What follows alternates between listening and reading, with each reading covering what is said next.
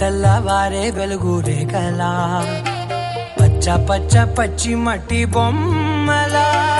అల్లి బిల్లి వెన్న పాల నురగలా అచ్చ తెలుగు ఇంటి పూల కొమ్మలా దేవదేవుడే పంపగా ఇలా దేవతే మా ఇంట అడుగే పెట్టెనంట బ్రహ్మ కళ్ళలో కాంతులే మా అమ్మలా మా కోసం మళ్ళీ లాలి పాడేనంట.